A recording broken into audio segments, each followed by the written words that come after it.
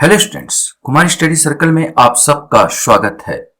ADEO की परीक्षा को आगे बढ़ाते हुए आज के वीडियो का हमारा टॉपिक होगा भारतीय कृषि और ग्रामीण अर्थव्यवस्था में उसकी भूमिका। जो बच्चे मुझसे अभी भी जुड़ रहे हैं उनको बता देना चाहता हूं, ऐसे ही मैं आप लोगों के लिए वीडियो बनाता रहता हूं। अगर आप मेरे पुराने वीडियो को देखना चाहते हैं तो मेरे चैनल के प्लेलिस्ट में जाएंगे, जिसमें एडीईओ 2025 वाला प्लेलिस्ट दबाकर सारे वीडियो को देख सकते हैं। तो चलिए देर न करते हुए एक एक क्वेश्चन को हल करने की कोशिश करते हैं। पहला क्वेश्चन आपके सामने, स्वर्ण क्रांति किससे संबंधित है? कीमती खनिज, दलहन, जूट या बागवानी और शहद, इसमें से आपको कोई एक आएगा। सही आंसर इसका डी आएगा, बागवानी और शहद। जहां तक जूट का संबंध है तो जूट है स्वर्णिम रेशा क्रांति। स्वर्ण क्रांति नहीं, स्वर्णिम रेशा क्रांति जूट से संबंधित है और स्वर्ण क्रांति बागवानी और शहद से संबंधित है। इनमें से कौन सा ग्रामीण विकास का उद्देश्य नहीं है? शहरी आबादी के लिए मजदूरी में सुधार करना, ग्रामीण क्षेत्रों में बेरोजगारी दूर करने के लिए कार्य करना, ग्रामीण लोगों के जीवन स्तर को बेहतर बनाने के लिए और ग्रामीण आबादी के लिए मजदूरी में सुधार करना।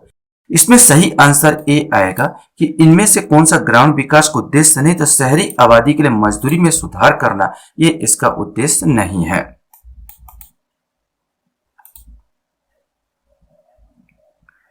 क्वेश्चन है आपके सामने, ग्रामीण विकास के कार्यान्वयन हेतु पहलों में खालिस्तान शामिल है। सार्वजनिक स्वास्थ्य में सुधार, कृषि अनुसंधान के लिए सुविधाएं स्थापित करना, ग्रामीण क्षेत्र में बुनियादी ढांचे का विकास। ऊपर के सभी, तो सही आंसर इसका डी ही आएगा, ऊपर के सभी, क्योंकि इसका पूरा है सार्वजनिक स्वास्थ्य में सुधार का भी काम है, कृषि अनुसंधान के लिए सुविधाएं स्थापित करना भी है और ग्रामीण क्षेत्र में बुनियादी ढांचे का विकास करना भी है। राष्ट्रीय कृषि एवं ग्रामीण विकास बैंक नाबार्ड की स्थापना कब की गई थी? 1969, 1975, 1982 या 1991? इसमें से आपको बताना है। सही आंसर इसका आएगा सी वाला, 12 जुलाई 1982। 12 जुलाई 1982 को इसकी स्थापना की गई थी, नाबार्ड की।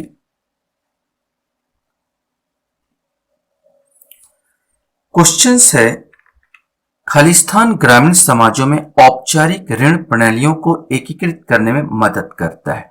भूमि विकास बैंक, स्वयं सहायता समूह, क्षेत्रीय ग्रामीण बैंक एवं वाणिज्यिक बैंक, इसमें से कोई एक आएगा।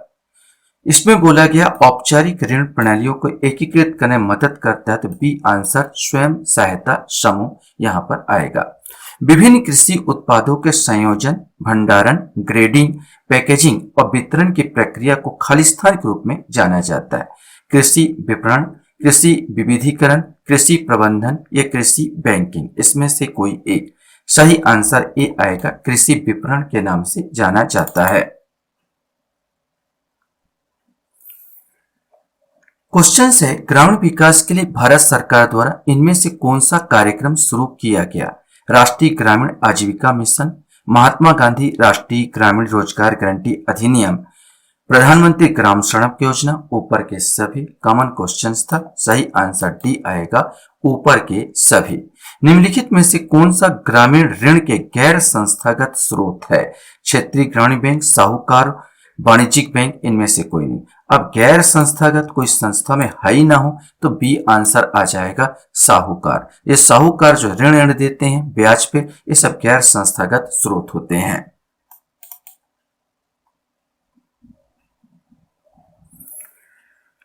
क्वेश्चन है, भारत में ग्रामीण ऋण उपलब्ध कराने वाली सर्वोच्च वित्त पोषण एजेंसी खालिस्तान है।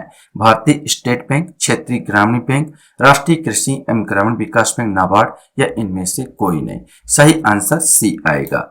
स्वयं सहायता समूह ग्रामीण परिवारों को ऋण प्रदान करते हैं मध्यम ब्याज दर पर, बिना किसी जमानत के। ए और बी दोनों गलत, ए और बी दोनों सही। सही आंसर इसका डी आएगा, अर्थात स्वयं सहायता समूह जो होता है मध्यम ब्याज दर पर लोगों को ऋण देते हैं और बिना किसी जमानत के, कोई जमानत राशि नहीं। तो ए बी दोनों यहां पर आएगा।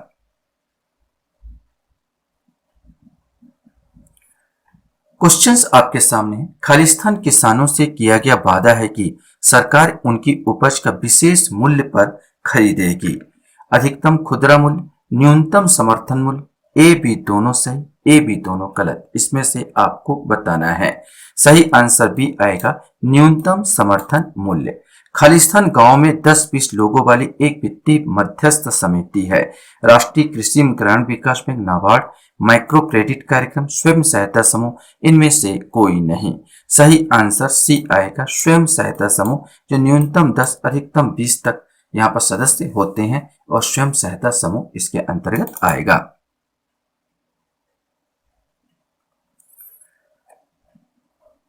क्वेश्चंस हमारे सामने हैं। ग्रामीण क्षेत्रों में कृषि बाजारों के सामने आने वाली समस्याएं खालिस्तान है। अनियमित बाजारों में कदाचार, भंडारण सुविधाओं का अभाव, पर्याप्त वित्त का अभाव, ऊपर के सभी। सही आंसर डी आएगा, ऊपर के सभी। माइक्रो क्रेडिट कार्यक्रम को खालिस्तान के रूप में परिभाषित किया गया है। स्वयं सहायता समूह द्वारा अपने सदस्यों को ऋण का प्रावधान, छोटे किसानों के लिए ऋण प्रावधान, बड़े किसानों द्वारा ऋण का प्रावधान, इनमें से कोई भी नहीं। इसमें से आपको बताना है। सही आंसर ए आएगा, स्वयं सहायता समूह द्वारा अपने सदस्यों को ऋण का प्रावधान।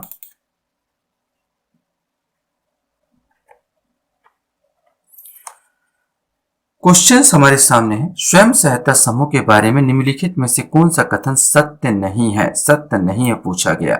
इन्हें 1982 में पेश किया गया था। वे ग्रामीण लोगों का एक छोटा सा संघ है। वे ग्रामीण गरीबों के ऋण प्रणाली का लाभ प्राप्त करने में सहायता करते हैं। उपरोक्त सभी बातें गलत है।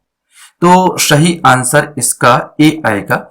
1982 में नहीं पेश किया गया था, ये गलत है इसमें। बाकी ये दोनों कंडिका सही है। तो 15 का आंसर ए आएगा। आंसर इसलिए नहीं बता रहा हूं कि यहीं पर दूसरा क्वेश्चन आ गया कि कब पेश किया गया था। स्वयं सहायता समूह की शुरुआत खालिस्तान में की गई थी, ये पूछा गया। अब 1982 तो होगा नहीं, ये तो आपका कट हो गया। 1996, 1992, 1988, इसमें से आपको बताना है। सही आंसर सी आएगा, 1992। वास्तव में अगर मैं बता देना चाहता हूं कि स्वयं सहायता समूह, जिसको SGA कहा जाता है, की शुरुआत 1970 में, वैसे अगर अनौपचारिक रूप से देखा जाए तो 1970 में यह स्वयं नियोजित महिला संघ के रूप में अस्तित्व में आया था, जिसे सेवा नाम दिया गया था। सेवा के रूप में जाना जाता है। मैंने स्वयं सहायता समूह जो है कि शुरुआत 1970 में हो गई थी। एक नियोजित महिला संघ सेवा के रूप में गठन हुई थी। और 1992 क्यों लिया जा रहा है? तो 1992 की अगर बात कर लिया जाए तो 1992 में नाबार्ड में मैंने स्वयं सहायता समूह को लिंकेज, बैंक लिंकेज किया था। नाबार्ड द्वारा इसको मान्यता दिया गया और नाबार्ड के द्वारा इसको बैंक लिंकेज किया गया था 1992 में। इसीलिए औपचारिक तौर पर अगर देखा जाए तो इसका अस्तित्व आता है 1992 में, और अनौपचारिक रूप से देखा जाए तो 1970 में ही आ चुका था सेवा के द्वारा।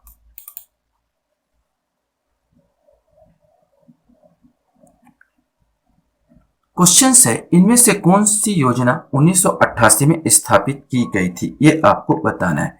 किसान क्रेडिट कार्ड, स्वयं सहायता समूह, भारत निर्माण, इनमें से कोई नहीं। इसमें से आपको बताना है।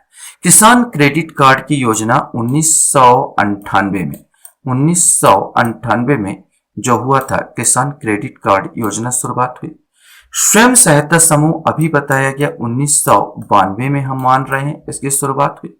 भारत निर्माण हुआ था 2005 में। 2005 में इस हिसाब से कोई कंडिका बैठती नहीं, तो सही आंसर डी आएगा, इनमें से कोई नहीं। निम्नलिखित में से किन दो कार्यक्रमों को मनरेगा के साथ विलय कर दिया गया है? SGRY, NFEWP, SGRY, NFEWP, JRY, इनमें से कोई नहीं। सही आंसर इसका ए आएगा। SGAY संपूर्ण ग्राम रोजगार योजना और NFFWP national food for work programme, इन दोनों को समाहित करके मनरेगा में कर दिया गया था। क्वेश्चंस हमारे सामने आता है। ट्राइसेम कार्यक्रम बनाया गया ग्रामीण युवाओं के रोजगार के लिए, शहरी युवाओं के रोजगार के लिए, देश के गरीबी के भोजन पोषक खाने को बढ़ावा देने के लिए, गांव के लिए सड़क संपर्क उपलब्ध कराने के लिए। इसमें से आपका आएगा कोई एक। सही आंसर इसका ए आएगा, ग्रामीण युवाओं को रोजगार देने के लिए। ट्राइसेम अर्थात training of rural youth for self employment होता है और ये ग्रामीण युवाओं के लिए बनाया गया था। निम्नलिखित में से कौन सा जायद ऋतु की फसलें है? जायद ऋतु की फसलें बताया गया, सरसों, कद्दू, सोयाबीन, मूंगफली, इसमें से आपको बताना है। सही आंसर बी आएगा, कद्दू जायद ऋतु की फसलें हैं। सरसों की बात किया जाए तो सरसों रबी की फसल होती है, ये ठंडी के अवसर के आसपास बोया जाता है। सोयाबीन और मूंगफली खरीफ की फसल होती है, खरीफ की फसल ये आपका बरसात के समय बोया जाता है। और जायद फसल जो गर्मी के ऋतु में लगाया जाता है वो कद्दू आता है। क्वेश्चन हमारे सामने आता है, भारत की जीडीपी में कृषि क्षेत्र का कितना योगदान है? 10%, 15%, 20%, 25% से 30% या 30% से अधिक?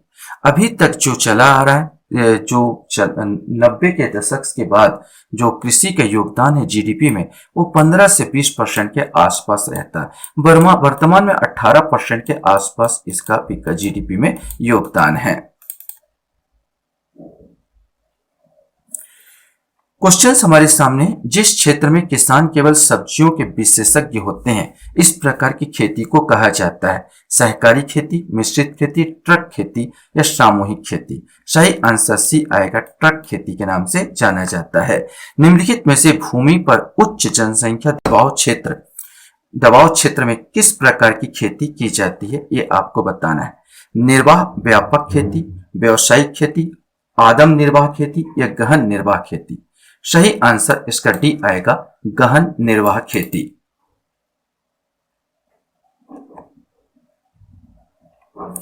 क्वेश्चन है, उर्वरकों में क्रांति का संबंध किस रंग से है? गुलाबी, स्वर्ण, काला या धूसर? उर्वरक क्रांति धूसर रंग के नाम से जाना जाता है, धूसर क्रांति के नाम से इसको संबोधित किया जाता है। मिश्रित खेती में सम्मिलित है विभिन्न फसलों को योजनाबद्ध तरीके से लगाना, रबी एवं खरीफ के फसल को उगाना, कई तरह के फसलों को उगाना तथा पशुपालन भी करना, फलों तथा सब्जियों को उगाना। इसमें से कोई एक आपको बताना है। सही आंसर सी आएगा, कई तरह के फसलों उगाना और पशुपालन भी कराना, इसी को मिश्रित खेती के नाम से जाना जाता है। क्वेश्चन है, धारणी कृषि का अर्थ है आत्मनिर्भरता, विश्व व्यापार संगठन एवं मानकों के अंतर्गत कृषि निर्यात एवं आयात कर सकना, भूमि का इस प्रकार प्रयोग कि इसकी उर्वरता अतुल बनी रहे, कृषि उपयोग हेतु उपयुक्त भूमि का उपयोग में लाना। सही आंसर इसका सी आएगा, भूमि का इस प्रकार प्रयोग कि इसकी उर्वरता अतुलनीय बनी रहे, इसी को धारणी कृषि के नाम से जाना जाता है। क्वेश्चन हमारे सामने आता है, भारत का वह राज्य जो अनाज उत्पादन में अधिकतम अंशदान करता है? तो अधिकतम अंशदान पंजाब, हरियाणा, महाराष्ट्र, उत्तर प्रदेश में। सही आंसर सबसे ज्यादा जो अंशदान उत्तर प्रदेश का होता है। ऊसर भूमि सुधार में इस्तेमाल किया जाता है calcium sulphate, calcium carbonate, potassium sulphate या सोडियम सल्फेट? इसमें से कोई एक आएगा। सही आंसर ए आएगा, कैल्शियम सल्फेट का प्रयोग किया जाता है। नेक्स्ट क्वेश्चन आपके सामने है, भारत सरकार द्वारा कृषि के प्रसंस्कृत खाद्य उत्पाद निर्यात विकास प्राधिकरण एपीडा की स्थापना कब की गई?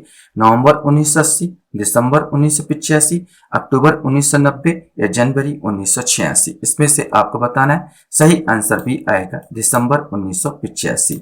लास्ट क्वेश्चन आपके सामने आता है, कृषि उपकरणों की विशिष्टताएं तैयार की जाती है भारतीय मानक संस्थान द्वारा, भारतीय मानक ब्यूरो द्वारा, कृषि मंत्रालय भारत सरकार द्वारा या उपरोक्त में से कोई नहीं, कोई एक इसमें से आएगा।